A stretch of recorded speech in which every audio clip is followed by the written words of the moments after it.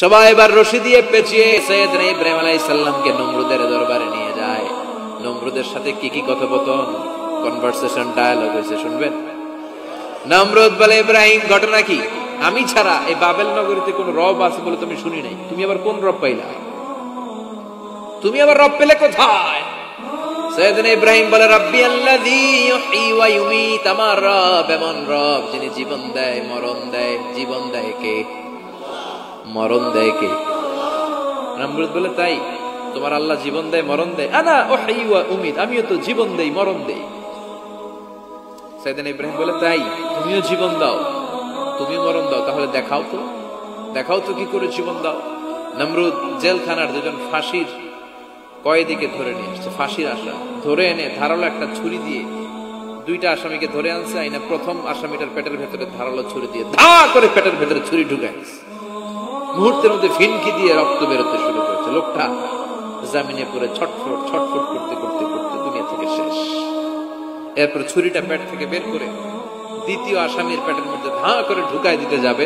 In the mean time stop, থেমে গেলেন, না তোরে মারবো না, ওইটারে মাইরা ওইটারে মৃত্যু দিলাম, তোরে আমি জীবন দিলাম, যা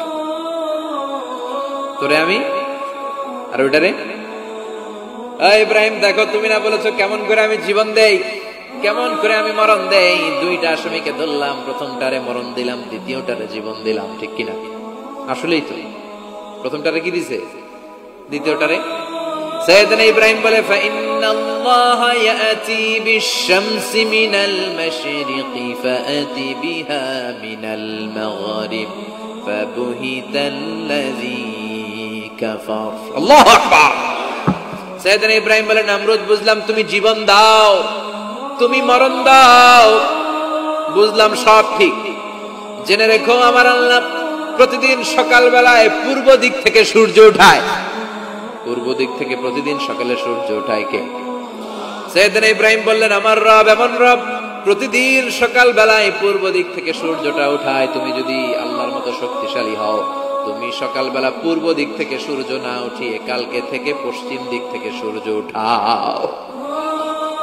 বুহিতাল্লাযী কাফার। এবার ধরা খাইছে, এবার লা যাওয়া নিশ্চুপ। এবার তো নমরুদ ধরা খাইছে। এবার নমরুদের মেজাজ নরম না গরম? কারণ তর্কে হেরে গেছে, মেজাজ আছে না নাই?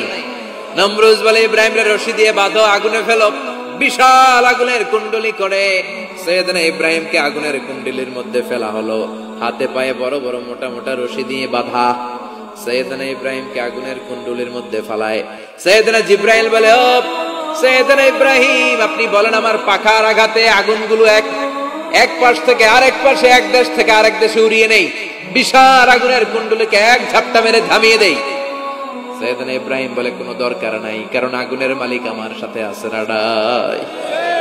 I don't need your help, আমার কোনো সাহায্যের দরকার নাই, কারণ আগুনের যে রব সে আল্লাহ সবকিছু দেখে কি দেখে না। বিশাল বড় মোটা মোটা রশি দিয়ে সাইয়েদনা ইব্রাহিমের হাত আর পা বেঁধে আগুনের মধ্যে ফেলে দেয়া হলো। মুহূর্তের মধ্যে আগুনগুলো দাউ দাউ করে জ্বলতে শুরু করলো। হাতের রশিগুলো পায়ের রশিগুলো মুহূর্তের মধ্যে জ্বালিয়ে দেয়।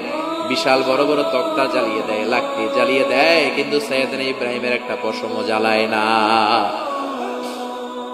আজও যদি তোমাদের মাঝে কেউ ইব্রাহিমের মতো ঈমান আনিতে পারো, অগ্নিকেও পুষ্প বলে পরিণত করিতে পারো, ঠিক কিনা? মুসার মতো ঈমান হলে রাস্তা হবে সাগর জলে। ইউসুফের মতো ঈমান হলে একে একে দরজা খুলে। নবী ইব্রাহিমের মতন ঈমান যদি আজও থাকে বিদ্যমান, অগ্নিকুণ্ডে দেখতে পাবে খুবসুরত এক ফুলবাগান। সুবহানাল্লাহ পড়েন। আল্লাহ বলেন, কুলনা ইয়া নারু কুনি বারদান ওয়া সালামান আলা ইব্রাহিম।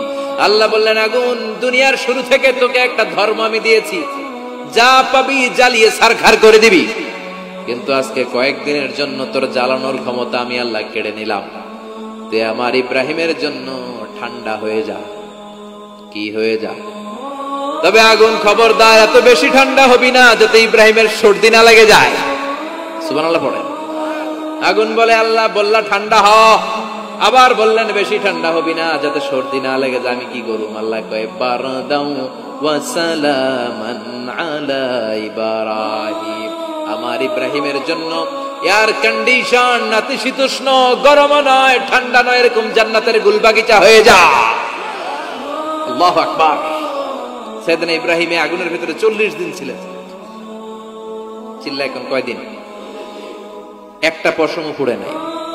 আগুন থেকে বেরিয়ে উনি অনেকদিন বেঁচে ছিলেন। শেষকালে নাতিপুতিদের সাথে যখন গল্প করতেন তখন বলতেন, নাতিরা, আমার জীবনের সবচেয়ে আরামদায়ক সময় কেটেছে নমরুদের আগুনের ভেতরে ওই 40 দিন।